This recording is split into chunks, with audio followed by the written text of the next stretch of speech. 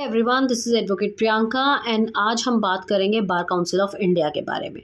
Bar council of India एक statutory body है जो एस्टैब्लिश हुई थी सेक्शन 4 एडवोकेट्स एक्ट 1961 के अकॉर्डिंग, जिसका काम है रेगुलेट करना लीगल प्रैक्टिस को और लीगल एजुकेशन को। इसके जो मेंबर्स होते हैं वो इलेक्ट होते हैं हमारे ही एडवोकेट्स के लिस्ट में से, जिनका जो भी इसके मेंबर डिसाइड होते हैं।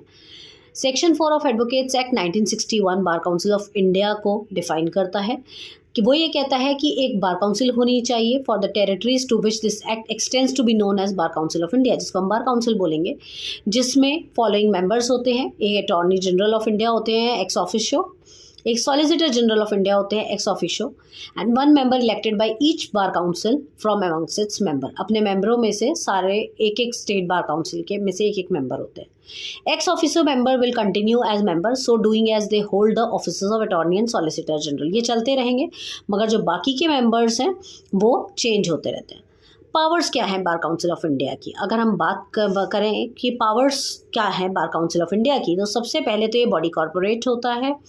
इसके अलावा ये it is a legal person having the autonomous status. इसका ऑटोनोमस स्टेटस होता है, इसकी कॉमन सील है, कॉमन परपेचुअल सक्सेशन होता है इसका।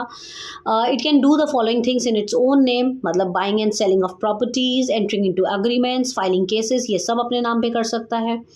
ट्रांसफ़र कर सकता है नेम ऑफ एडवोकेट को एक स्टेट से दूसरी स्टेट में on roll. It can constitute executive committee होती है, इसमें डिसिप्लिनरी कमेटी होती है और लीगल एड कमेटी होती है। इसके अलावा इसका काम होता है रूल्स एंड रेगुलेशन को फ्रेम करना and to hear and decide appeal, review and revision against the order of disciplinary committee of state bar council. जो स्टेट बार काउंसिल की डिसिप्लिनरी कमेटी से अगर रिवीजन या रिव्यू के ऑर्डर्स आते हैं तो उसको ये हैंडल करता है। These are the major parts of bar council of India. अगर हम बात करते हैं इसके फंक्शंस के बारे में, what are the functions of bar council of India, देखिए पावर एंड फंक्शन में डिफ्रेंशिएट करना सीखिए। पावर जो होती है वो उनके हाथ में होती है और फंक्शंस जो होते हैं ये इनके काम होते हैं, जिनकी ये जो करना होता है इनको। Section 7 of advocates act 1961 empower करता है बार काउंसिल ऑफ इंडिया को फॉलोइंग फंक्शन करने के लिए। नंबर 1 लीगल रिफॉर्म्स कर सकते हैं ये। नंबर 2 रूल्स बना सकते हैं प्रोफेशनल एथिक्स को लेके। नंबर 3 डिसिप्लिनरी कमेटी का प्रोसीजर फॉलो करते हैं। Number 4 rights and privileges of advocates को प्रोटेक्ट करते हैं। इसके अलावा जो भी स्टेट बार काउंसिल की डिसिप्लिनरी कमेटी से कोई भी रिविजन वगैरह का ऑर्डर आता है तो उसको हैंडल करना इन्हीं का फंक्शन होता है।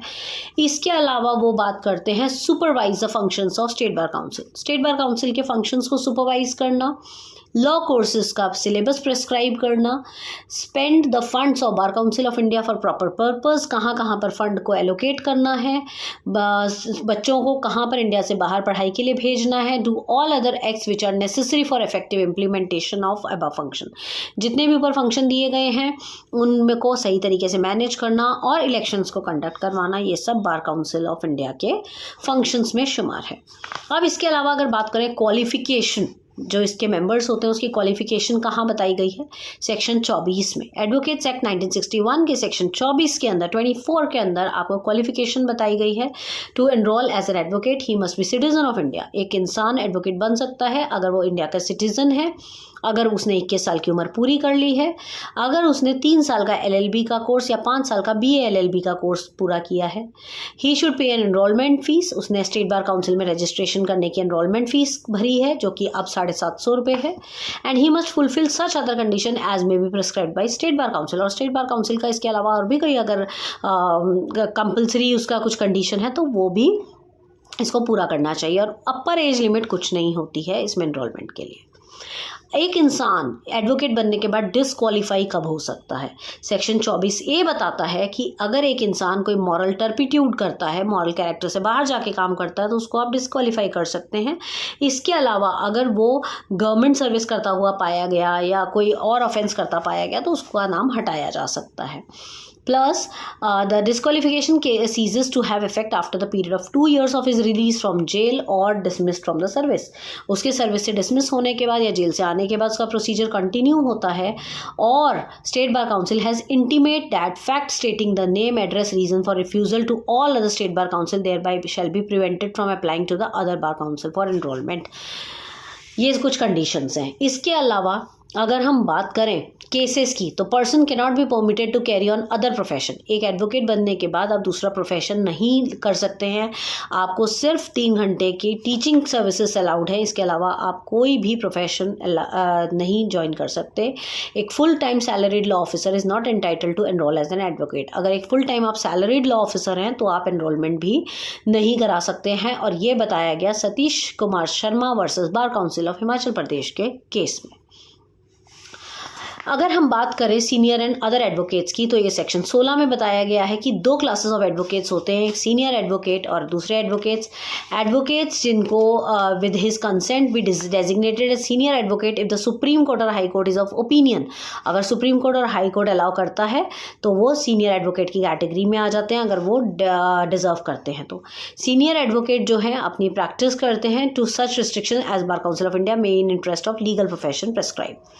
An advocate of Supreme Court who was a senior advocate of that court immediately before the appointment day shall the purpose of this section be deemed to be a senior advocate। जो advocate होता है supreme court का, जो senior advocate होता है वो immediately इस position पे के लिए अपॉइंट कर लिया जाता है। तो this is about senior advocate and junior advocate. जो बार काउंसिल ऑफ इंडिया है वो प्रिस्क्राइब करती है कुछ रिस्ट्रिक्शंस अपने सीनियर एडवोकेट्स के ऊपर। सबसे पहला, senior advocate shall not file a vakalatnama. Senior advocate कभी भी अपना वकालतनामा फाइल नहीं कर सकते हैं।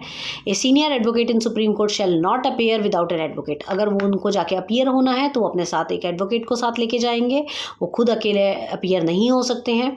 Senior court in high court shall not appear without an advocate of states roll. बिना स्टेट रोल के एडवोकेट के वो नहीं अपीयर हो सकते। He shall not accept instructions to draft pleading और एफिडेविट्स और to do any drafting work नहीं कर सकते। वो कोई भी कन्विंसिंग वर्क नहीं कर सकते। He shall not directly accept a case from his client to appear in the court. वो कोर्ट में जाके सीधे सीधे अपीयर नहीं हो सकते, अपने क्लाइंट से डायरेक्ट केस नहीं ले सकते।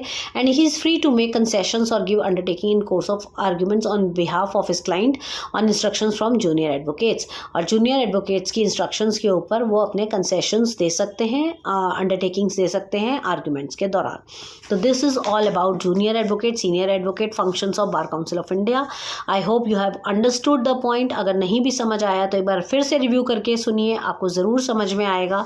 बार council of India professional ethics का एक बहुत ही इंपॉर्टेंट टॉपिक है, इसको ज़रूर से पढ़ लीजिएगा, अच्छे से अपने नोट्स बना लीजिएगा ताकि पेपर में आप अच्छे से इसको कर सकें। इसके अलावा अगर आपको कोई भी टॉपिक ऐसा है जो आप समझना चाहते हैं, आपकी यूनिवर्सिटी में कुछ डिफरेंट टाइप का सिलेबस है, तो you can drop a message on 9953308400 and you can take help in any legal consultancy and legal advice. अगर आपको कहीं पर किसी भी डिस्प्यूट में आप फंसे हुए हैं तो you can contact me. Stay tuned and share the channel. Thank you.